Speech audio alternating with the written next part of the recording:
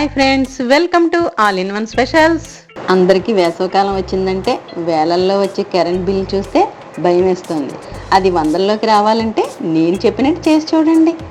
రోజుకి 18 గంటలు ఏసీ వేసుకున్న 400కి మించి కరెంట్ బిల్ రాదు.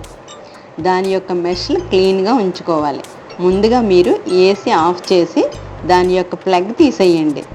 తరువాత మిషన్ రెండు వైపులా చేతితో పైకి ప్రెస్ చేసి దానికి ఉన్న డోర్ని ఇలా నేను తీస్తున్నట్టుగా పైకి లాగండి. డోర్ పైకి పెట్టుకున్నాక దానిలో 2 మెష్లు ఉంటాయి. వాటిని జాగ్రత్తగా బయటకు తీయండి.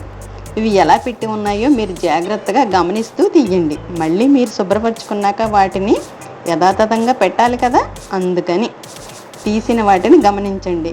ఎంత దుమ్ము వాటిపై పేరుకుపోయిందో. ఇంత దుమ్ము పట్టి ఉంటే మీకు చల్లని గాలి ఎలా వస్తుంది? గాలి రాకపోవటం వల్ల స్పీడ్ పెంచుతారు, తద్వారా కరెంట్ బిల్ వేలల్లో వస్తుంది. మెష్ని తీసుకెళ్ళి ట్యాప్ వదిలి వాటర్ కింద పెట్టి మట్టిపోయేలా కడగండి. కడిగిన మెష్ని నేను ఎలా నీటిని ఈదుపుతున్నాను అలా గట్టిగా ఎదపండి. నీరు మొత్తం పోతుంది.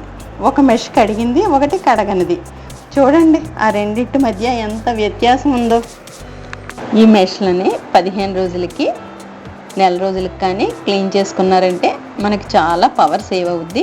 రెండవది కూడా క్లీన్ చేసుకున్నాక నీరు కారనివ్వకుండా వాటిని జాగ్రత్తగా శుభ్రం చేసి 5 నిమిషాలు ఆరనివ్వాలి.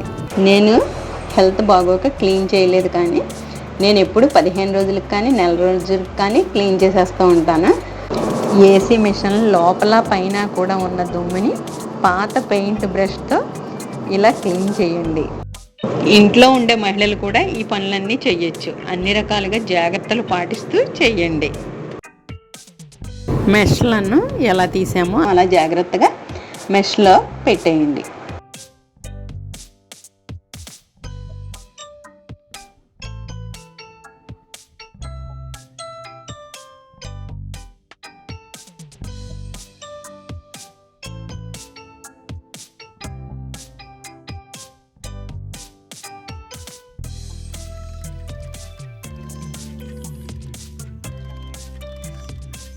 డోర్ని మూసేయండి. తరువాత గాలి వచ్చి కింది డోర్ని ఓపెన్ చేసి ఉండేలా సెట్ చేసుకుని బ్రష్ని కొద్దిగా తడి చేసి ఇక్కడ ఉన్న డస్ట్ని క్లీన్ చేసుకోవాలి. ఇలా క్లీన్ చేయకపోతే స్కిన్ డిసీజెస్, డస్ట్ అలర్జీస్ వస్తాయి.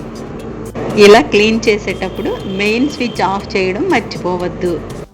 ఈ డోర్కి ఇంత డస్ట్ ఉండటం వల్ల ఈ డస్ట్ పై నుండి వచ్చిన గాలి మనం పీల్చటం వల్ల డస్ట్ ఎలర్జీ, మన స్కిన్కి తగలటం వల్ల స్కిన్ ఎలర్జీ వస్తాయి. తగిన జాగ్రత్తలు తీసుకోవాలి. ఏసీ మిషన్ నుంచి గాలి వచ్చే డోర్ ఉంటుంది కదా, అది ఇలా స్వింగ్ పెట్టడం వల్ల కూడా పవర్ ఎక్కువ ఖర్చు అవుద్ది. అది పూర్తిగా కిందకు ఉండేలా సెట్ చేసుకోవాలి. అదేవిధంగా నెంబర్ డిస్ప్లే అవుతుంది కదా, అది కూడా ఆ డిస్ప్లే ల్యాంపు ఆఫ్ చేసుకుంటే కూడా మీకు పవర్ సేవ్ అవుద్ది. ఆ బటన్, ల్యాంప్ అనే బటన్ రిమోట్లో ఉంటుంది కదా, దాన్ని ఆఫ్ చేయాలి. అందరూ చేసే పొరపాటు ఏంటంటే రూమ్ టెంపరేచర్ 18లో పెట్టుకుని 1 గంట తర్వాత ఏసీ ఆఫ్ చేసి ఫ్యాన్ వేసుకుంటూ ఉంటారు. అలా చేయడం వల్ల కాసేపు చలి, కాసేపు వేడిగాలి, అంటే అతివృష్టి అనావృష్టిలా ఉంటుంది. అలా కాకుండా మీకు ఇష్టమైన రూమ్ టెంపరేచర్లో 31, 30, 29 ఇలా ఎలా వీలైతే మీకు ఎలా ఇష్టమైతే అలా రాత్రి అంతా ఏసీ ఆన్ చేసి ఉంచుకుంటే పవర్ సేవ్ అవుద్ది. నేను చెప్పినట్టు మీరు ఇలా 29, 30 అలా పెట్టుకున్నారంటే మీరు 18 అవర్స్ ఏసీ ఆన్ చేసి ఉంచుకున్నా సరే మీకు చాలా తక్కువ కరెంట్ బిల్ అవుద్ది. ఎందుకంటే నేను ఆల్రెడీ అలాగే చేస్తాను. బ్రేక్ఫాస్ట్, లంచ్, డిన్నర్, ఆఖరికి పచ్చళ్ళు, వడియాలు కూడా ఆ రూమ్లోనే పెట్టుకుంటాం. అయినా సరే మాకు వందల్లోనే 400, 500 అలా వస్తుంది కరెంట్ బిల్లు. ఆ రూమ్లో ఉన్న ప్రతి వస్తువుని రూమ్ టెంపరేచర్లో ఉంచాలి కాబట్టి తక్కువ సామాన్లు ఉండేలా చూసుకోవాలి. రూమ్కి ఉన్న డోర్సు, విండో డోర్స్ క్లోజ్ చేసి ఉండేలా చూసుకోవాలి. బీరువాలు కానీ కబోర్డ్స్ కానీ ఓపెన్ చేసి ఉంచకూడదు. ఏసీ ఆన్ చేసి ఉండగా బట్టలు సర్దడం లాంటివి చేస్తే కరెంట్ బిల్ తడికి మోపుడవుతుంది. కొంతమంది వాడనివి, పనికిరాని చెత్త సామాన్లు ఏసీ రూమ్లో సన్సైడ్ మీద పెట్టడం వల్ల కూడా పవర్ వేస్ట్ అవుద్ది. వాటిని వెంటనే తీసేయండి.